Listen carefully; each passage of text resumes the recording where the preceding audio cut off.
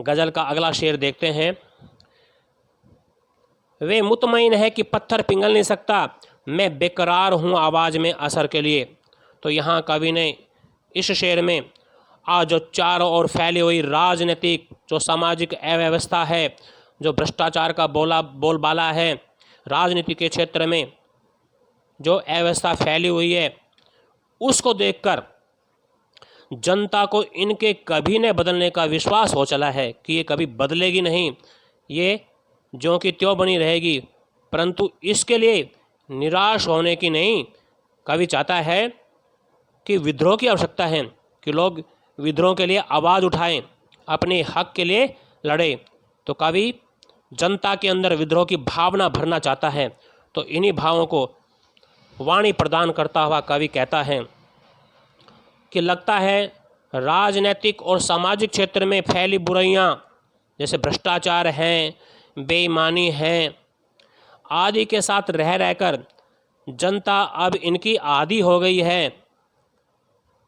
उन्हें विश्वास हो चला है कि ये समस्याएं अब समाप्त नहीं होंगी, कि जिस प्रकार पत्थर का पिघलना संभव नहीं है, कि जिस प्रकार पत्थर नहीं पिघल सकता, उसका पिघलना असंभव है, उसी प्रकार अब परिस्थितियों का बदलना भी संभव नहीं है। कवि तो चाहता है, कवि कहता है कि बदलती परिस्थितियों को देखने के लिए वह बेचैन है, परंतु आवाज़ में असर हो तब परिस्थितियां बदल सकती हैं। अर्थात कहने का अभिप्राय यह है कि समस्याओं के समाधान के लिए विद्रोह भरे स्वर की आवश्यकता है, लोगों में विद्रोह जगाने की आवश्यकता है। समस्याओं का विरोध कर उन्हें ऐसा स्वीकारने की ज़रूरत है, न कि उनके साथ रहकर जीवन जीने की आदत डालने की, कि लोग विरोध करें अन्याय का, अत्याचार का, भ्रष्टाचार का, ये नहीं कि उनका साथ दे। ऐसा कवि चाहता है। जो जनता पर अत्याचार करता है उसके विरोध में जनता को आवाज़ अवश्य उठानी चाहिए, तभी परिवर्तन हो सकेगा। ऐसा कवि का मानना है कि जब तक जनता दबी रहेगी, उनकी आवाज़ दबी रहेगी, उनकी आवाज़ बुलंद नहीं होगी, तब तक इस समाज में, इस राजनीतिक अव्यवस्था में कोई परिवर्तन नहीं हो सकेगा। जो ज़रूरत है आज लोगों में असर पैदा करने की, उनके स्वर में जोश, क्रांति का जोश भरने की, विद्रोह का स्वर भरने की, और यही कवि चाहता है। और कवि कहता है कि यदि लोग एकजुट हो जाएं तो पत्थर भी पिघलेगा, अव्यवस्थाएं भी पिघलेंगी, परिस्थितियां भी बदलेंगी, बुराइयां भी समाप्त होंगी। इसलिए कवि कहता है कि मैं बेकरार हूँ, मैं व्याकुल हूँ, बेचैन हूँ, अधीर हूँ। किसकी आवाज़ के लिए? कि लोगों में विद्रोह की आवाज़ भरने के लिए मैं बेकरार और व्याकुल हो रहा हूँ, कि लोग मेरा साथ दें, तभी इस राजनीतिक अव्यवस्था से, इस भ्रष्टाचार से मुक्ति मिल सकती है। आइए अब इसका काव्य सौंदर्य देखें। कवि जनता से बुराइयों के प्रति विद्रोह भरे स्वर की आशा रखता है। यहाँ कवि ने प्रतीकात्मकता का प्रयोग किया है। वही प्रसाद गुण युक्त शब्दावली बड़ी सुंदर बन पड़ी है। उर्दू शब्दों की योजना भाषा को सुंदरता प्रदान कर रही है। शांत रस है, भाषा सहज है, स्वाभाविक है, प्रभामयी है। और भाषा कौन सी? खड़ी बोली।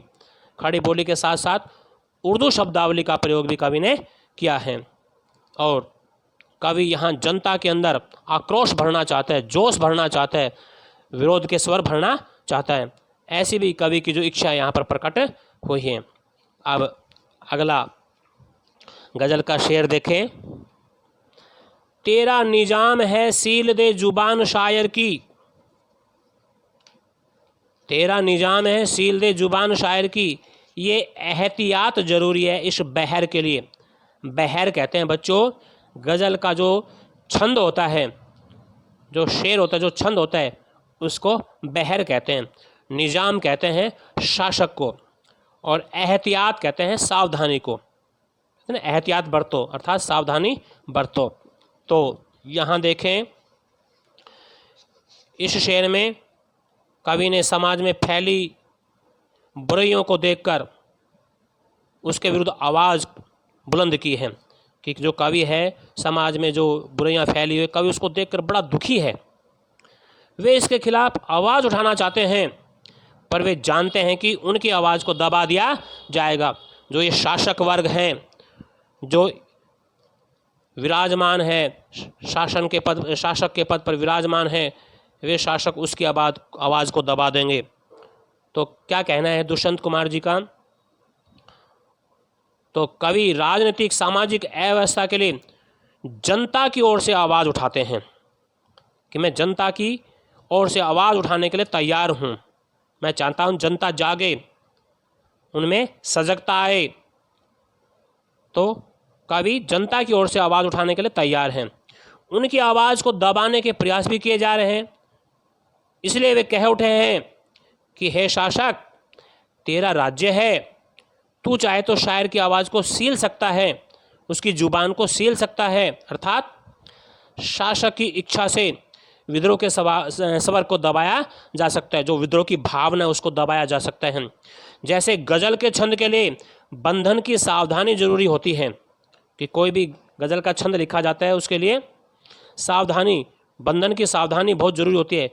वैसे शासक भी अपने राज्य को कायम रखने के लिए, अपने राज्य को चलाने के लिए आवाज़ को दबाने की सावधानी रखने का तरीका अपनाएगा। वो चाहता है कि उसका जो शासन वो इसी प्रकार चलता रहे, इसलिए वो जो विद्रोह की आवाज़ है उसको दबाने की कोशिश करेगा। शासक की पूरी कोशिश रहेगी कि अकेले व्यक्ति को आवाज़ को दबा लिया जाए तो विद्रोह का स्वर न उठे और उसका शासन ज्यों का त्यों चलता रहे। कि जो अकेला कवि जो आवाज़ उठाना चाहता है, यदि उसकी आवाज़ को दबा लिया गया तो विद्रोह का स्वर बिल्कुल भी नहीं उठेगा। जो विद्रोह की आवाज़ है, जो विद्रोह का स्वर है, वो बिल्कुल भी नहीं उठेगा और वो खुशी खुशी अपना शासन चलाता रहेगा। तो यहाँ कवि कह रहा है कि जो राजा महाराजा, जो शासक हैं, जो निज़ाम हैं, जो शासक हैं, वो क्या है, अपना राज्य सुचारू रूप से चलाने के लिए कोई भी उनके विरुद्ध आवाज़ उठाता है, उसकी आवाज़ को वो दबा देते हैं। क्यों? क्योंकि उनका राज्य सुचारू रूप से चलता रहे। तो आइए अब इसका काव्य सौंदर्य देखें। कवि ने विद्रोह के स्वर, जो आवाज़ है, विद्रोह के जो स्वरों को शासकों द्वारा दबा लेने की सच्चाई को प्रकट किया है, उसको उजागर किया है। शांत रस है, गुण प्रसाद है, भाषा उर्दू के शब्दों से भरी हुई है, शब्द योजना सटीक एवं सार्थक है, भाषा में संगीतात्मकता का गुण विद्यमान है, क्योंकि जहाँ तुकबंदी हो, जहाँ आपस में तुकबंदी मिलती हो, उसमें संगीत का गुण होता है, इसलिए संगीतात्मकता का गुण विद्यमान है। आइए अब इस कविता का जो अंतिम शेर है उसको देखते हैं। जिए तो अपने बगीचे में गुलमोहर के तले, मरे तो गैर की गलियों में गुलमोहर के लिए। तो यहाँ अंतिम शेर में दुष्यंत कुमार जी ने राजनीतिक सामाजिक अव्यवस्था से परेशान आम आदमी के मन की इच्छा को अभिव्यक्त किया है, उसको प्रकट किया है। तो क्या कहता है कवि कि हम जब तक जिए अपने ही घर, अपने ही देश रूपी बगीचे में गुलमोहर रूपी बुजुर्गों और वृक्षों की छाया में ही जीवन जिए। जो बुजुर्ग होते हैं, जो हमारे वृक्ष हैं, उनकी छाया में अपने जीवन को बिताएं। जीवन की राह में, जीवन के रास्ते में आने वाली समस्याओं से घबराकर भागे नहीं, बल्कि उनका सामना करें, उसमें अपना जीवन जिएं।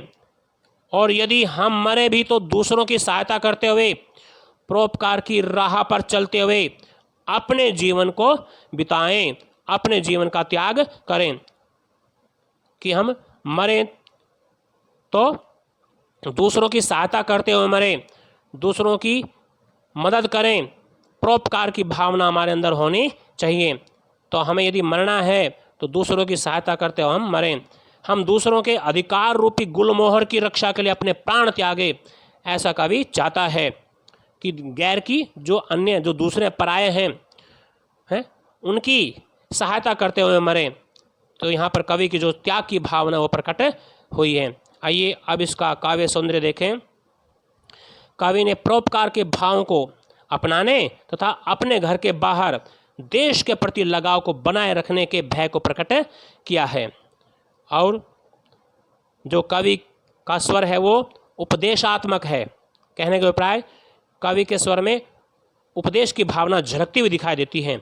प्रतीकात्मकता की प्रमुखता है।